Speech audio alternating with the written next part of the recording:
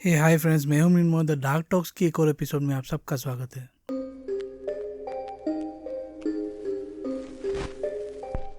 दोस्तों, पहले तो मैं माफ़ी मांगना चाहूँगा क्योंकि इतने दिनों बाद मैं वीडियो बना रहा हूँ। शायद 1 महीना हो गया होगा। और इसका रीज़न है दोस्तों, मेरी तबीयत बहुत ज़्यादा ख़राब थी। करीब 2 हफ्ते तो मैं बेड रेस्ट में था और ऊपर से मेरे पर्सनल भी बहुत ज़्यादा काम थे।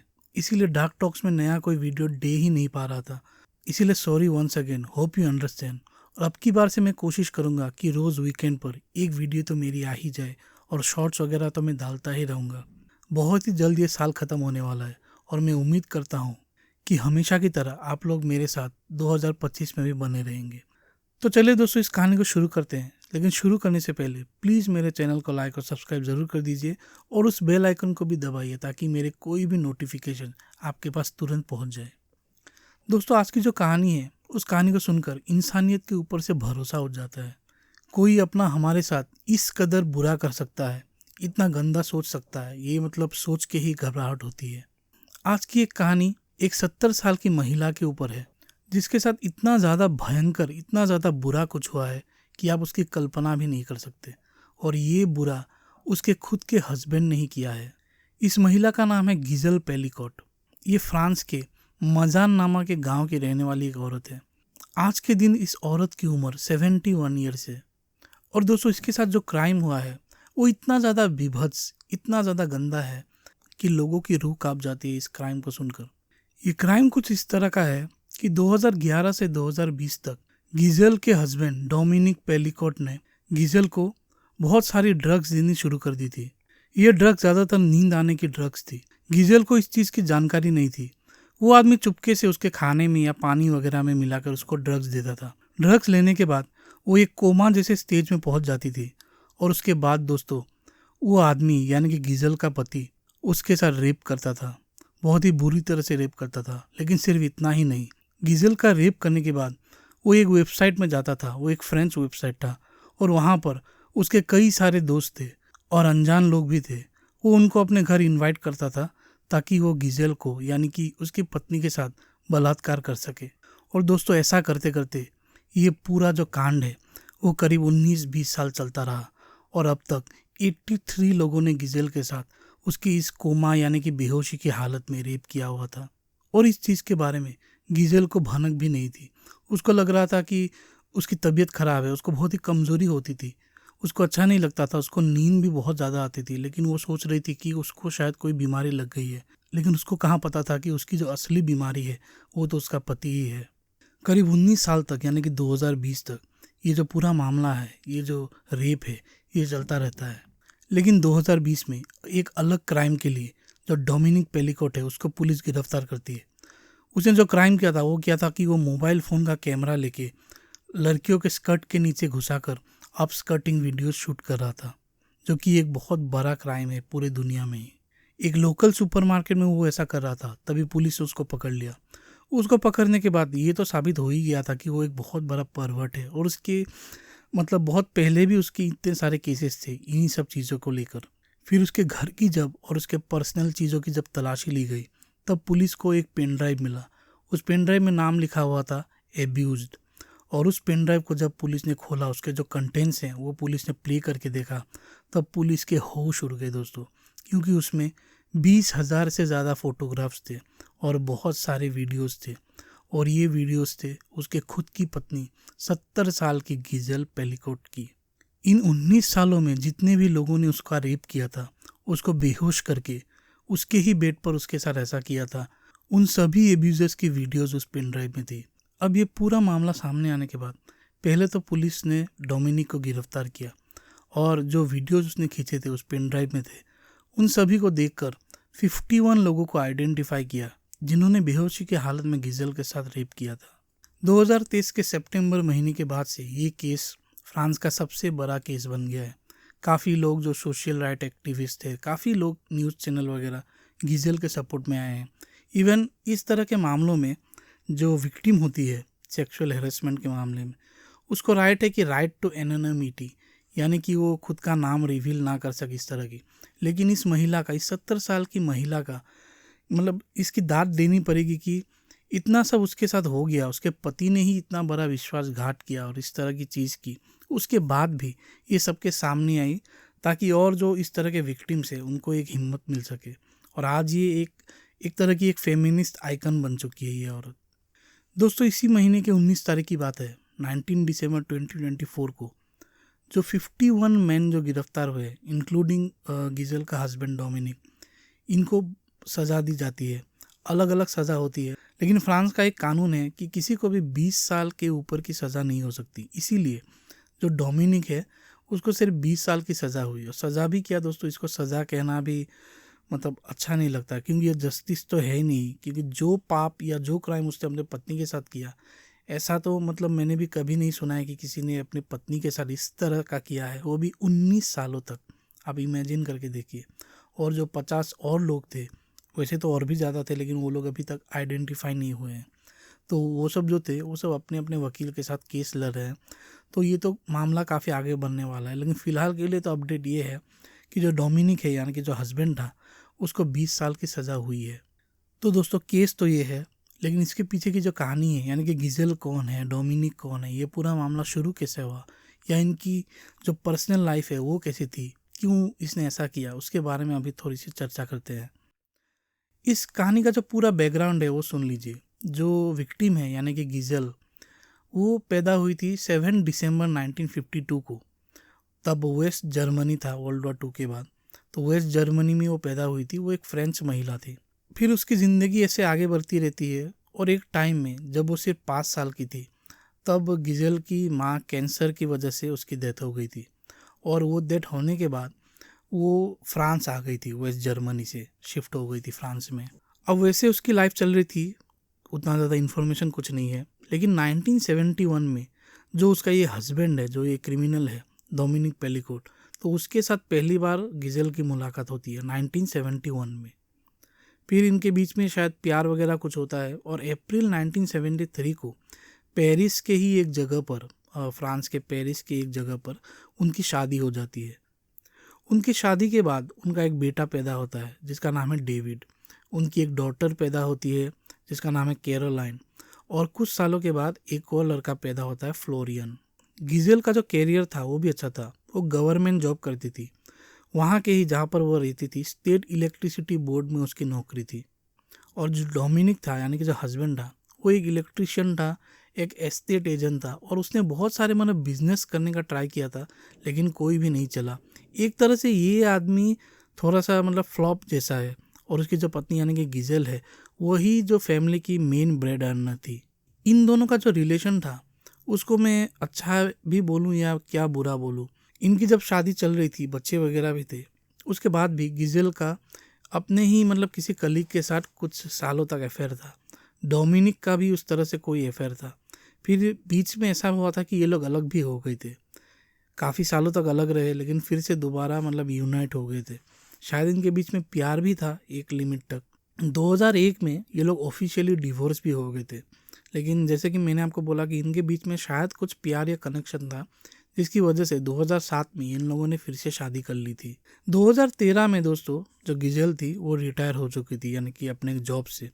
और उसके बाद ये लोग साउथ ईस्टर्न फ्रांस में एक छोटा सा गांव है जिसका नाम है मजान, तो यहाँ पर वो लोग शिफ्ट हो गए थे और यहाँ पर ही रहने लगे थे। अब इस छोटे से गांव में आप खुद ही इमेजिन करके देखिए, फ्रांस तो कितना ज़्यादा सुंदर होता है। तो इस सुंदर से गांव में ये लोग एक रेंट मतलब अपार्टमेंट रेंट करके रहने लगे। जो गिजेल थी वो भी स्विमिंग वगैरह करती थी, और जो चर्च होता था वहाँ पर वो कोयर गाती थी। और जो हस्बैंड था डोमिनिक, मतलब दोनों ही रिटायर हो चुके थे, तो वो भी वहाँ साइकिलिंग वगैरह स्विमिंग वगैरह करते रहते, मतलब अपने यहाँ ये लोग एंजॉय कर रहे थे। और जब समर हॉलीडेज़ या फिर हॉलीडेज होता था, तो इनके जो बच्चे थे या फिर ग्रैंड चिल्ड्रन भी थे इनके, तो वो लोग भी इनको आकर ज्वाइन कर देते थे। तो आप खुद ही इमेजिन करके देखिए, ये परिवार बाहर से मतलब कितना अच्छा और खुशहाल परिवार लगता है। सब लोग हंसते खेलते मीट करते हैं, लेकिन अंदर से आप खुद सोच के देखिए कि इसके हस्बैंड ने क्या कर दिया था इसकी लाइफ को। अब दोस्तों ये जो एब्यूज़ है वो कैसे शुरू हुआ वो सुनिए। जो हस्बैंड था उसके दिमाग में मतलब उसका दिमाग कुछ तो ख़राब हुआ होगा, क्योंकि उसने ऐसा मतलब क्यों किया, वो भी इतने सालों बाद। तो उसका रीज़न कुछ ऐसा था दोस्तों कि जब ये लोग पेरिस में रहते थे, मजान से पहले वो पेरिस में थे, तब जो गिजेल थी उसको नींद की बड़ी प्रॉब्लम रहती थी। तब उसको डॉक्टर ने एक जो ड्रग है नींद की, लोराज़ेपाम, ये ड्रग उसको दिया था। और ये ड्रग लेने के बाद वो मतलब अच्छा सो जाती थी। लेकिन जो हस्बैंड था, पता नहीं उसके दिमाग में क्या इविल घुस गया, उसने इस कंडीशन को या इस सिचुएशन को गिजेल का रेप करने के लिए ट्राई किया। जो दवाई थी वो उसको ज़्यादा डोज में दे देता था, या फिर ड्रग उसके पास था तो गिजेल को बताए बिना पानी वगैरह में उसको पिला देता था। और उसके बाद वो खुद गिजेल का कई बार रेप करता था। मतलब उसकी खुद की पत्नी थी, लेकिन और वो भी इतना एज हो गया था उनका, और कई बार वो रेप करता था।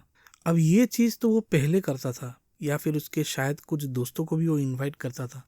लेकिन जब वो लोग मजान या फिर उस गांव में शिफ्ट हो गए, उसके बाद से वो खुद तो करता था ही, अपने दोस्तों को तो करवाता था, ऊपर से इंटरनेट पर जाकर अलग अलग स्ट्रेंजर्स को भी अपने घर बुलाता था। जो भी लोग इसके घर आते थे उनको, जो डोमिनिक है वो ये बोलता था कि मेरी पत्नी और मेरी सहमति के साथ ये काम हो रहा है। और उन लोगों को लगता था, मतलब ये बात प्रूफ नहीं है, वो लोगों ने बोला है, और उन लोगों को लगता था कि शायद ये लोग कुछ मतलब अलग तरह के वियर्ड, इनका सेक्सुअल फैंटेसी कुछ है, इसीलिए ये लोग ऐसा करते हैं। लेकिन उनको क्या पता था कि जो डोमिनिक है वही मेन कल्प्रिट है इस केस में। वो अपनी पत्नी को उसको बताए बिना इस तरह के ड्रग्स देता था, और वो भी इतनी एक बुरी महिला की। और जो लोग भी, आप सुन के आपको हैरानी होगी दोस्तों, जो लोग भी गिजेल का रेप करने के लिए आते थे उनके घर पे, वो ज़्यादातर मतलब कोई भी था, कोई स्टूडेंट था, कोई पुलिस ऑफिसर था, मतलब समाज के हर हिस्सों में से कोई आकर इसके साथ ऐसा करता था। और वो लोग भी किस तरह के लोग होंगे, किस तरह से लोग मतलब उस सोशल मीडिया साइट में होंगे, आप खुद सोच के देखिए। जब गिजेल इस बेहोशी की या फिर इस कोमा वाले स्टेट से उठती थी, तब उसको बहुत ही ज़्यादा कमज़ोरी, दर्द वगैरह महसूस होता था। और उसका हस्बैंड उसको बोलता था कि कुछ तो हुआ नहीं है, तुम सो रही थी। तब गिजेल को ये कन्फ्यूजन होने लगा कि उसको लगने लगा कि उसको शायद अल्जाइमर की बीमारी हो गई है। और इसी चीज़ को लेकर जब वो डॉक्टर के पास गई, फिर टेस्ट वगैरह हुआ, तो टेस्ट करने के बाद ये पता चला कि ये सब तो कुछ भी नहीं हुआ है, रिपोर्ट सारे निगेटिव थे।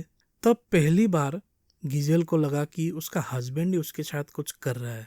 उसने अपने हस्बैंड को डायरेक्टली पूछा भी, क्या तुम मुझे ड्रग करते हो, क्या तुम मेरा रेप करते हो, इस तरह का। लेकिन उसके हस्बैंड ने उसको डिनाई कर दिया था। और गिजेल भी शायद मतलब मान ही गई थी, उसके हस्बैंड का ही यकीन कर रही थी। लेकिन जब दोस्तों सितंबर 2020 में उसका जो हस्बैंड था डोमिनिक, वो लड़कियों की अपस्कर्ट वीडियोस बनाते हुए पकड़े गया था उस सुपरमार्केट में, तब जाकर इस केस का पूरा खुलासा हुआ। और तब जाकर गिजेल को ये जो ग्रेविटी है इस पूरे क्राइम की, वो उसको खुद रियलाइज़ हुआ। और उस समय उसको कैसा लगा होगा, आप खुद ही सोचिए कि उसके खुद के पति ने, जिससे 1973 में शादी किया था, वो कैसे मतलब इस तरह का विश्वासघात वो कर सकता है। एक 50 इयर्स के मैरिज में एक हस्बैंड किस तरह से अपनी बुरी पत्नी का इस तरह से दूसरे लोगों से रेप करवाता है। और सिर्फ उतना ही नहीं दोस्तों, वो सिर्फ रेप नहीं करवाता, बल्कि उन सब चीज़ों का वीडियो लेके भी रखता है, और उन वीडियोस को वो शेयर करता है, वो शायद बेचता भी होगा, क्या पता।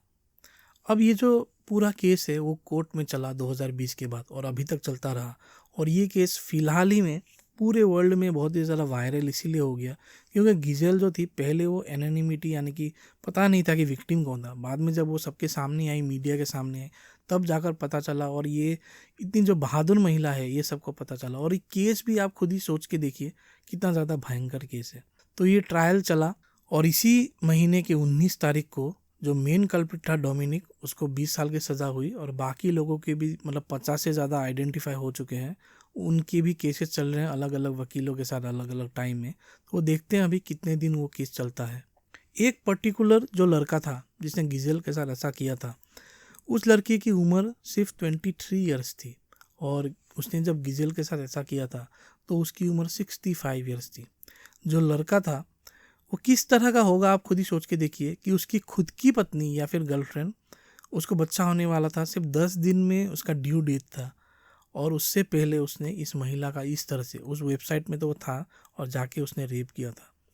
तो किस तरह के लोग समाज में रहते हैं, चाहे कोई टीचर ही हो या फिर कोई भी हो, मतलब कंस्ट्रक्शन वर्कर हो, कोई भी हो सकता है, लेकिन अंदर से उनके मन में औरतों के प्रति जो नफरत है या फिर उनको एक चीज़ समझते हैं, तो बहुत ही भयंकर मतलब है एक तरह से अगर आप सोच के देखेंगे तो। अब गिजेल के अलग अलग इंटरव्यूज़ आते रहते हैं न्यूज़पेपर्स में या फिर कोई पॉडकास्ट में, तब उसको किसी ने पूछा कि आपको मतलब कैसा लग रहा है कि आपको जस्टिस मिला है। तब गिजेल ने एक बहुत ही अच्छी चीज़ कही। उसने कहा कि ऑब्वियसली उसको अच्छा लग रहा है कि उसको जस्टिस मिला है, और उसने ये भी कहा कि I am lucky to have the evidence, I have the proof which is very rare.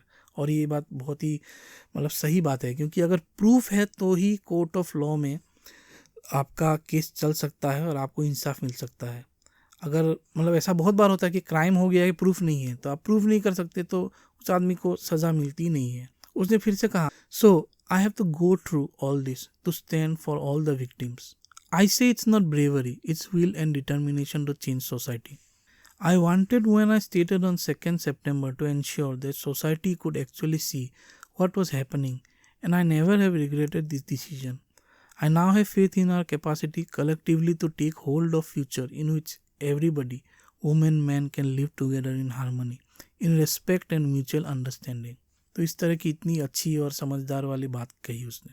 लेकिन उसका जो पति था, उसने मतलब उसका हिस्ट्री देखिए कि वो पहले भी, यानी कि बहुत पहले वो लड़कियों के अपस्कर्ट वीडियोस बनाता था, ऐसे पकड़ा भी गया था, लेकिन उस क्राइम को कभी भी उसके पत्नी को बताया नहीं गया था। शायद वो 80s में उसने ऐसा किया था, और बीच बीच में भी मतलब वो जो आदमी इस तरह का मेंटेलिटी का ही है वो तो इस तरह के क्राइम करता ही रहेगा, लेकिन इस बारे में उसके पत्नी को बिल्कुल भी खबर नहीं थी। और ऐसा करते करते अपनी पूरी ज़िंदगी इस तरह के परवर्ट मतलब माइंडसेट के साथ अपनी ज़िंदगी बिताते बिताते एट लास्ट उसने अपनी पत्नी के साथ ही इस तरह का क्राइम कर दिया। दोस्तों, आज के दिन ये केस फ्रांस में तो बहुत ही ज़्यादा आग पकड़ रहा है और पूरी दुनिया में भी। और ये केस एक तरह से अभी बंद हो गया है, क्योंकि जो मेन कल्प्रिट था उसको सज़ा मिल चुकी है। लेकिन गिजेल के लिए अभी उसकी ज़िंदगी का एक सेकेंड इनिंग्स बोल सकते हैं उस तरह का शुरू हुआ है, जब वो 70 साल की है। आज वो एक फेमिनिस्ट आइकन है। उसको बीबीसी के 100 इन्फ्लुएंशियल वुमेन ऑफ 2024 में भी शामिल किया गया है, और कई सारे इंटरव्यूज़ वगैरह। और फ्रांस का जो प्रेसिडेंट है मैक्रोन, इमैनुअल मैक्रोन, उन्होंने भी गिजेल को सपोर्ट वगैरह किया है। तो उसको हर चीज़ का सपोर्ट है, लेकिन पता नहीं अभी उसके माइंड में मतलब क्या चल रहा होगा। लेकिन हम उम्मीद ही कर सकते हैं कि गिजेल भी बहुत जल्दी इन सब चीज़ों से रिकवर कर जाए। तो दोस्तों, यही कहानी थी आज की। होप करता हूँ ये कहानी आपको अच्छी लगी। अगर अच्छी लगी है तो प्लीज़ मेरे चैनल को लाइक और सब्सक्राइब जरूर कीजिए, और बने रहिए मेरे चैनल के साथ। जल्द मिलता है एक और नए एपिसोड के साथ। Till then, thank you so much.